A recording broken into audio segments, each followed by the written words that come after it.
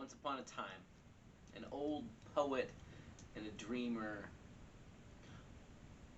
spoke words that absolutely floored everybody who heard them. That sounded preposterously too good to be true, but also that captivated their attention and grabbed hold of their imagination.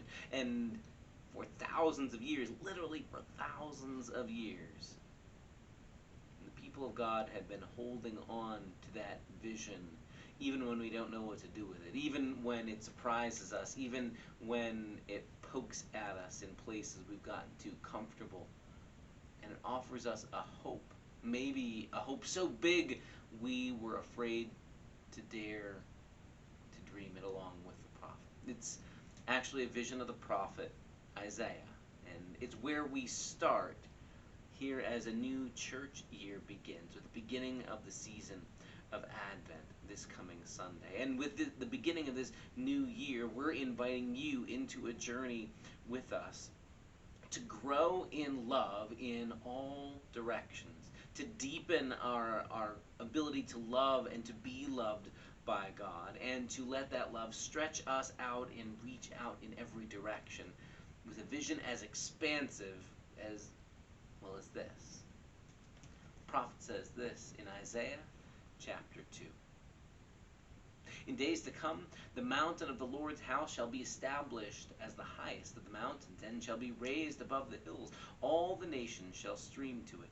Many people shall come and say, Come, let us go up to the mountain of the Lord, to the house of the God of Jacob, that he may teach us his ways, that we may walk in his paths. For out of Zion shall go forth instruction, the word of the Lord from Jerusalem. He shall judge between the nations, and shall arbitrate for many peoples. They shall beat their swords into plowshares, and their spears into pruning hooks. Nation shall not lift up sword against nation, neither shall they learn war any more. O house of Jacob, come, let us walk in the light of the Lord. What a mind-blowing, expansive, universal vision. You have to imagine that's so potent, that's so powerful, and yet also so outlandishly otherworldly, sounds so different than what we're used to in life. The prophet had to be laughed out of more than one room, you have to imagine. But we have to start there. We have to start, not because we church folk follow a pattern we call the lectionary, and these are the texts we've been given this year. We have to start with a vision just that big, imagining God doing something that transforms our way of being human, so that love reaches out and expands to reach all nations and to change the way we relate to each other, so that we don't have to learn war anymore. That's a powerful vision. And in a sense, that's really what the whole story of the scriptures is about. That's what the whole life of faith is about. It's daring to trust God's big vision of a new creation where love becomes the order of the day, and where people from all over, all walks of life, the young and the old, people from near and far, every skin color, every language, every culture group, are brought to come to know God's ways, and where peace is possible because we don't learn war anymore, because we don't keep teaching the next generation the way we solve our problems is we got to get them before they get us. And if the good things happen to them, they're taking something from us. The prophet starts with a vision of maybe it doesn't have to be that way. One day God will make things in a new way, and now, in light of that, how will we live differently, knowing that's where our story is headed? That's what it is to be the people of hope, the people of Advent, the people who wait and hear this promised future and live now in light of it. I'm sure there were people in Isaiah's day who heard a vision like this one and said, well, it's great that one day we're all going to get along, but right now it's a dog-eat-dog world. We still got to get our weapons, and we got to stop those people who we see as our enemies.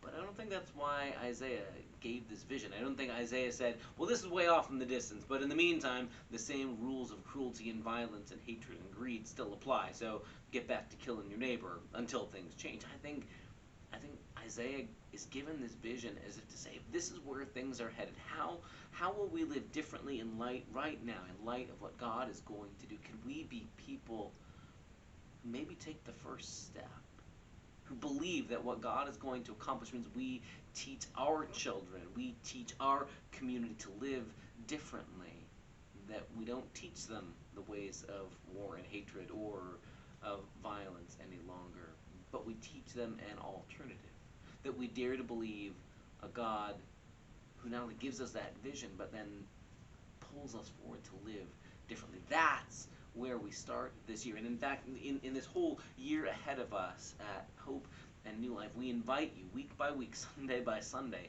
to be a part of growing in that kind of love. A love that includes reaching out even to include people who we would have seen as enemies before, so that swords can be beaten into plowshares, that spears can become pruning hooks, that we can become the kind of people who dare to love expansively and audaciously and courageously, even people that we would have seen before as enemy, as too other, as too different. We're living in a time right now where sometimes it feels like every day's new headlines remind us of some place where somebody saw people who were different, or it seemed like a threat, and they lashed out. A shooting in a club, violence and war still raging in Ukraine as Russia still pummels it. Violence and war in so many places. And to hear the prophet say that's not the end of the story. God promises to make a new kind of creation. And in light of that, we begin to teach each other and to teach those who come after us a different way of living in light of what God's up to in the world. That's the adventure we invite you to be a part of, to learn love, to learn more fully how to let God's love flow through us, to learn how to be loved by a God like this, and to learn to grow more deeply in the ways we love neighbors and strangers and enemies. We don't know how long we're going to be keeping at it, whether our wait for Jesus coming again to make all things new will be soon, or whether our children's children's children will continue to keep on the lessons we are striving to teach them. But we keep at it, whether it's a long wait or a short one, confident that the God who has claimed us, the God who draws us, like Isaiah pictures all the nations being drawn together, that God promises to make a new creation where love is the order of the day, where we don't need to hold on to stockpiles of weapons anymore, but we trust that God will make it safe for us not to learn war anymore, not to teach each other that violence is the order of the day. I've got a new accessory I'm wearing these days.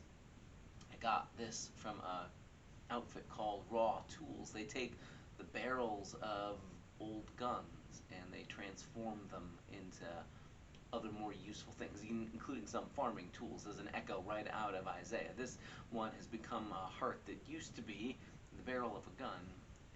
And I wear it these days, and my promise to myself these days is to wear it in Advent, especially as a reminder of the transformation God has begun and is beginning in us, and that God's work is to transform all of us and all the places where we are old tools of violence to make us into something new.